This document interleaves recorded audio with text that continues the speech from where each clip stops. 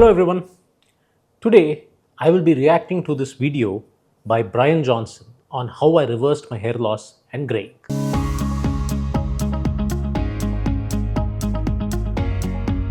Now for those of you who don't know, Bryan Johnson is a millionaire who has dedicated his life now to studying longevity. What this means is he made a lot of money in his first business and now he wants to try and see if he can live as long as possible. In fact, he says he never wants to die. So what he does is he tries all kinds of treatments, all kinds of medications, all kinds of procedures to reverse his biological clock. And he publishes all these results. He lets everyone know how it is working for him. Now, this might sound controversial. He has people who support him. He has people who are against him. His supporters say that he's helping longevity medicine. He's not doing it on someone else. He's doing it on himself and he's publishing all his data so that he's using himself as a guinea pig and hopefully his findings can help everyone else. But the people who are against him say that he also sells courses and seminars where he tries to tell other people how to do this and he earns money. So if you're a fan of him, that incentivizes him, that helps him earn money from it. So this is what the people against him have to say, that you cannot take what he's saying for truth because he has a monetary benefit on it. Be that as it may, today as a hair transplant surgeon and a hair expert, I want to look at what he says as far as hair fall is concerned. And I want to help you understand what is real, what is not real, what is based in fact, what is something that maybe you can do and what are some things that maybe you should not do. And to help you navigate all this, I'm Dr. Aniketh Venkataram, plastic surgeon at the Venkat Center for Aesthetic Health, Bangalore. So without much further ado, let us start the video. So genetically, I should be bald. I started to lose my hair and go gray in my late 20s. I'm now 46. It's been a lot of hard work to keep the hair I have. Today, I'm going to walk you through my protocol, what I do on a daily, weekly, and monthly basis. I'm also going to share with you some special tips on how we've reversed my gray hair. Preliminary results, but we're encouraged. Now, it's important to note. So here what he said about that he should be bald. Well, that is, I would say, partly true. You cannot exactly predict how bald a person is going to be because the genetics aren't exactly 1:1. It's not that you will be as bald as what your father is. You get your genes from both sides of your family, from your father and your mother, and some mix of that is what gets expressed in you. For example, in my own case, on my mother's side, there is a lot of baldness. My maternal grandfather was very bald, my uncle was quite bald. On my father's side, there is hardly any baldness, everyone has a full head of hair. So for me, what happened is I had a little bit of recession. I didn't go fully bald. I'm somewhere in the middle. And this was something I was able to manage with just medical treatment. So the sentence that I should be bald, you can't say that for certainty. Yes, you might have hair thinning because of the genes, but that is not, you don't know where you're going to end up. So there's no need to make assumptions like that. Everyone's journey is a little bit different. Also note that you are growing up in a different world than what your parents grew up in. The pollution, the dust, everything is different. So things might not happen in you the same way they happened in your parents. Hair fall is a combination of 1, your genetics, 2, your lifestyle, 3, the environment. All these factors go into it, not just your genetics. That the best time to work on your hair is before you start losing it. A lot of people wait until they start seeing a lot of shedding. Don't wait. Start doing hair care immediately. Now, if you're in your early 20s, mid 20s, good time to start taking note that it's important. Otherwise, it's harder to catch it when you're already down that path.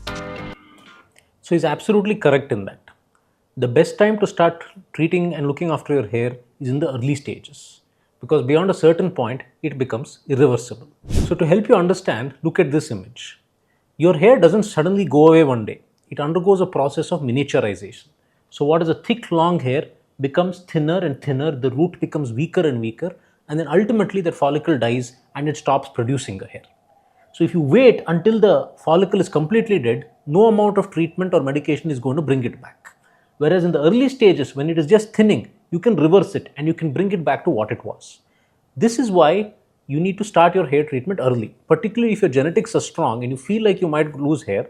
As he mentioned, starting in your early 20s is a good idea. What this does is it preserves your hair, it stops it from falling, and it might even help you avoid a transplantation. People need to understand that medical treatment and transplantation treat two different problems. One is not a replacement for the other. Medical treatment helps to preserve and keep your existing hair. It does not produce new hair in a completely bald scalp. Transplantation takes strong hair from the back and puts it in the front in the area where you have lost hair. It is done for replacing hair. So, which is why even later on, if you're undergoing a transplant, you still need medical therapy to treat your existing hair. His point is absolutely correct. Earlier you start, the better your outcome will be. First thing I do in the morning every day is I wear this red light therapy cap. It has 312 laser diodes. You put it on the head, you turn it on, it's battery powered, and so I can walk about and do my morning routine without having to sit down. It increases blood flow and also stimulates hair follicle activity. The studies on this are pretty good. It's not the most powerful treatment we do, but still it's part of the stack, and so all these little things add up. So every day, 6 minutes. So this is called low level laser therapy, LLLT, and it does have some evidence to back it up. It is what we call level 2 evidence. It is not one of the main treatments. It does not have very strong evidence. So if you want to do this, it's something you can do, but as an add-on to the main treatment, not by itself. A laser cap by itself is not going to do magic. So this is something that we don't advise for a lot of our patients, only the ones who have very advanced hair fall or very aggressive hair fall. I would not say it is essential, but if you can do it and you want to do it, it can help. As he said, it's not one of the main therapy, it can be part of your regimen, but don't expect too much from it. All right, the next thing I do is I apply this topical to my scalp on a daily basis. You've probably heard of topicals like Rogaine and minoxidil 5%. Both are effective. We added a bunch of other goodies to our topical formulation. We found it in the evidence, and then we had a local compounded pharmacy make it for us. So we've published this recipe, and you can take that recipe, share. So here you can see the formulation that he is using. Now, out of all these, let me look at all the ingredients. Caffeine, finasteride, minoxidil, azelaic acid, diclofenac, tea tree oil, rosemary oil, ginkgo biloba, biotin, and melatonin. Now over here, finasteride and minoxidil are the strongest treatments. They are what we call level 1 treatments. They have very, very strong evidence. They have been researched for years and years and years, and there are thousands of papers on them. So this is the mainstay of your treatment. This is what we put most of our patients on. The other items such as tea tree oil, rosemary oil, ginkgo biloba, they have some evidence, but it's not strong enough to call it a main treatment. You can't rely on it. Now he has taken everything that could possibly work and put it in a mixture. It might work, but the problem with this is you don't know how much is happening because of minoxidil and finasteride, and if the other compounds are having any effect at all. That is the basic confusion when it comes to all these products. There are no good studies to evaluate them in isolation. So in this mix, if you get a result, you will be happy. But the mistake will be to think that it is the rosemary oil that is giving you the result and not the minoxidil and finasteride, when that is the main active ingredient. If there was one person doing minoxidil finasteride and there was another person doing rosemary oil, then you could compare them and see how their efficacy are. But that is not the case in this case. So all these other treatments, if you want to take them, there is no harm in it. But do not let them replace your minoxidil and finasteride, which is the main treatment, which is what he is also taking. Kind of a hassle, I know, but it's the only way to get it done. You can also go to groups that sell these formulations. They may not have all the things we've listed, but if they've got the basics like minoxidil, then cool. But we really tried to create the most powerful hair formulation, and that's what we have. So hopefully it's helpful for you at least to know the things we're trying to play with on the topical. I apply it once a day. You can apply it twice a day, morning and evening. So really your preference. And then one thing we do to So here, as he mentioned, I don't think there's a need for you to go to a compounder and get this made and all. There are plenty of good products available on the market. Let me tell you one thing. One of the biggest causes for hair fall is stress. And stress about hair fall can increase the hair fall. I know, it's a cruel joke, it's a vicious cycle. But which is why stressing about your hair too much isn't necessarily a good thing. Now his case is different. This is his livelihood now. His livelihood is figuring out how to make his body as perfect as possible.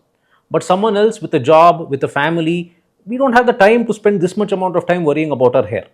So such advanced level is not needed for the common person. Trust the well-researched doctor's advice. Now to make my point about the levels of evidence between these various products, what do we mean by level of evidence? We mean how much has that particular item been studied. Here you can see the level of evidence for finasteride. If I type finasteride for hair loss in PubMed, there are 854 results. There are 854 articles about finasteride. If I type in minoxidil for hair loss, there are 1,500 articles on minoxidil. If I type ginkgo biloba for hair loss, there are 16 articles, 1-6. If I type, what is this, Redensil for hair fall, there are 3 articles. And if I find rosemary oil for hair loss, there are 7 articles. So see, where is 3 and 7 and where is 1500? And this is where you can get confused and manufacturers can lie to you. Someone who is manufacturing rosemary oil will proudly say clinically proven in this so and so study, but that will be one study. Literally, there is a study comparing Redensil with minoxidil, wherein they use 2.5% minoxidil as a comparison. 2.5% minoxidil isn't even used, it has no therapeutic effect. And they compare their Redensil with that and say that Redensil is better than minoxidil. If you compare a product against a low dose of something that works and say that yours is better, that is not correct, right? You're not comparing it with the product that is actually prescribed for people. So, here you can see it with your own plain eyes. How much research there is on minoxidil and finasteride, and how little evidence there is for all of these other products. So, evidence does not mean the same thing, which is why you shouldn't go just by ads that you see, listen to your doctor's advice. And the next question will be, sir, what about side effects? I've heard that the minoxidil has this side effect, finasteride has this side effect. Well, I'm not saying they don't. We don't prescribe finasteride in every single patient. But side effects are happen in a minority of patients and they can be very well managed. Keep in mind that something that doesn't have a side effect also probably doesn't have an effect. Side effects happen when effects happen. So all these other products, rosemary oil, Redensil, they can say we don't have side effects, but they might not be having effects also. You understand? So absence of side effect is the second priority. Having an effect is the first priority.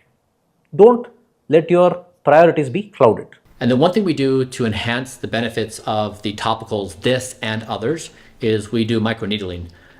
We've been not consistent with this. So we did it for a while and then we did so many things in the Blueprint protocol, it kind of got pushed out. So we think it's efficacious. We think it's also a good thing. We were also a little worried because I was doing so many things for my hair. I was doing PRP and microneedling, and we were a bit worried that I was causing too much trauma to my scalp. So just a note that I do sometimes pair microneedling with the topical. Then also there's just some basic stuff like so microneedling is where you use like a derma roller with thin needles and you rub it on your scalp. Some people say that this causes injury to the hairs and that stimulates the hair to grow because of that injury. We are not sure if that works or not. One thing it can help is when you use it, it creates these micro channels wherein your medicine, the minoxidil that you put goes through those channels and might get absorbed better. But as he said, overdoing the microneedling can have harmful effects. It can damage the scalp and damage the hair too much. So, is it essential? Absolutely not. If you do it sometimes once in a while, that might help. There is no harm in it. But overdoing it is absolutely not a good idea. So if you were to choose between overdoing it and not doing it, overdoing it is preferable. It doesn't have to be an essential part of your treatment. And it's important that you do this in a sterile manner. Your scalp should be clean. Doing microneedling on a dirty scalp can cause infections. Being careful with your hair, not combing too hard, not pulling really hard at the follicles. It's delicate, so just being mindful about that. Not having hair pulling fights, that's not a good thing for hair care. We're always pushing for something new and more powerful. And so this is what's worked today. We've gone through the basics. So regarding combing too hard, that's not something you need to stress about too much. I mean, yeah, hair pulling fight that you shouldn't have for various other reasons, but you don't need to be worried about aggressively combing your hair. Please understand that every hair has a natural cycle. Anagen, telogen, and then shedding. So every hair has to fall off at some point of time. Every single person on this planet, women included, lose around 100 hairs per day. That is part of the natural cycle. That hair falls off, the root produces new one. So your aim shouldn't be that no hair should be falling on any single day. People say that, sir, helmet in the hair fall agate. I lose hairs because of wearing helmet. Not true. The hairs which would have shed normally gets collected in your helmet and you see it. So helmet is not a cause for hair fall. Similarly, combing and some hairs coming is not a problem. Excessive hair fall beyond this 100 hairs per day is the problem. So this again goes into that line of stressing about your hair too much, which is also not a good idea. Let me show you what I'm doing for gray hair reversal. Let's go. As I mentioned before, I started going gray when I was in my late 20s. Right here initially, it was kind of a crazy time in my life. I was building Braintree Venmo, I had 3 little babies, I was in a challenging relationship, trying to leave my born into religion, a lot going on. Also, I was really depressed. And so I started going gray. By my mid to late 30s, I was basically all gray. And so Blueprint, we have been trying to reverse it, and we've tried a lot of things. The first year of this effort, we were largely unsuccessful. Over the past year, we've been successful. Now, many people have said, I dye my hair. I actually don't. Going to the salon, using a chemical process, I did that before in my 30s. I haven't done that for the past year or so. So I'm going to show you the 2 formulations I use. One of them has an herbal extract, which has a color, and that's what you see in my hair. But what's compelling to me again is we biopsied my hair, we looked at it under the microscope, and we see that the color is being produced beneath the scalp. So it's actually working. So let me show you the 2 things we use.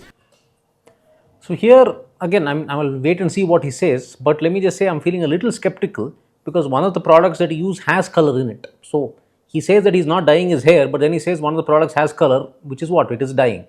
So anyway, let's see what he says. One is GR7. This is a company in the UK that makes this. This is applied, I do this 3 or 4 times a week. In addition to GR7 is my Raki. This is the one that has the herbal extract that has some color as part of the formulation. I use these in tandem. So I apply the GR7 a few times a week, this maybe once or twice a week. And again, if you look at my follicles underneath the microscope, I've increased the production of color in my hair. So we like where it's going. Gray hair reversal is very hard. It takes a lot of effort, just like maintaining your hair when you're going bald. So in summary, if you're... So again, he is using a product that does have a color in it. So I don't know what his hair actually looks like. If he washes his hair or he doesn't use the product for some time, I don't know if his hair is gray or not. I cannot judge by this and say that he is actually reversed his graying. I don't think that's a true comment to make when he says that he's using something that has a color in it.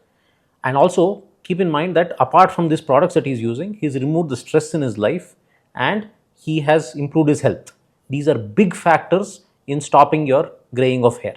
Stress, poor diet, all causes graying of hair. So those factors are also a confounding factor. Confounding factors are something that people need to be aware of because there are so many things being said online nowadays. Just to give an example, when the cricketer Sidhu said that his wife got better just by using diet, he forgot to mention that she is also taking chemotherapy. Here you need to understand the fact that correlation does not mean causation. Just because 2 things happen together doesn't mean the 2 things are related. So using the same example, that lady, she took chemotherapy and she took her diet and she got better. Now, can you say that it's the diet that caused her to get better and not the chemotherapy? How can you? This is what is called a confounding factor. If she had only taken the diet and she got better, we could have given that some seriousness and examined that claim. But when you've taken some chemotherapy, which has got so much evidence behind it and so many people have improved with chemotherapy, and you don't even mention that and you just mention the diet, that is not honest. Same thing in this case. He has put so many products into his formulation that he is applying on his head, which has minoxidil and finasteride, the main active ingredients that are well studied. Based on that, if someone were to say, hey, rosemary oil is working, hey, ginkgo biloba is working, I can't believe that because there are confounding factors. If you had put only those products and told me your hair got better, I would look at it and examine it. But it's hard to take this seriously. So these are the kind of critical scientific questions we all need to use in our lives, not just for hair fall. With social media, there is so much nonsense being thrown at us every day. And with the rise of AI, things can only get worse. So please use your critical thinking when it comes to all matters, especially your health. If you're losing your hair, first, I feel you. It's psychologically stressful. It's complicated. It's tough. Also, if you are trying to do something about your hair and everything I'm talking about seems overwhelming, you can start with the basic. This hair formulation, just 5% minoxidil, Rogaine, is a really good place to start. You can get them at any number of places. They sell it. You don't need the longer formulation that I have. You can do the simple one, and that will really help you get started. Now, if you want to add other things like red light therapy, PRP, microneedling, these more advanced things, surely. And I'm going to be reporting back too. We just started a new therapy using exosomes. So actually we're using Tixel which is a skincare system, and also exosomes. So we open up the channels in the hair, in the scalp, and then we put the exosomes. So we're going to see the efficacy. So exosomes are a new buzzword when it comes to hair fall. They're basically like growth factors that have been isolated and prepared in a powdered form, and you reconstitute and inject it. Think of it like a PRP treatment that you don't have to draw your blood from. It comes within a bottle. That is what exosomes are trying to do. Again, a lot of hype, a lot of noise. We'll have to wait and see how the evidence pans out. There is some promise to it. Now, I like the ending statement of his video where he said that you can just start with minoxidil. He is correct. But what I will say is do not start it by yourself. See a doctor, see a trained dermatologist or a plastic surgeon who specializes in hair fall treatment. Every person is not the same. Something that works for someone might not work for someone else. There are various factors that go into this. For some people who get migraines, minoxidil might not be a good idea. For other people with depression, finasteride might not be a good idea. So do not self-medicate. You don't know what you don't know. See a doctor, take their advice, and that will help you in your hair fall journey. And hair fall treatment is not a one-time quick thing. It is a process. It is something that you need to pay attention to in terms of the medication, in terms of your diet and lifestyle. Those are also important factors. If you are smoking 10 cigarettes a day, no amount of product that you put on your hair is going to undo that. You will have hair fall. So it requires for you to be healthy. So I hope this video was useful for you. I hope we were able to clear some of the myths and facts around this topic. As I said in the beginning, you need to look after your hair fall. You need to start it early, but at the same time, you shouldn't overdo it. Hair isn't everything in life. So see a doctor, follow their advice, trust the process, and I'm sure you'll have a great outcome. If you have any questions, do get in touch with us or leave it in the comments below. Thank you. Have a great day.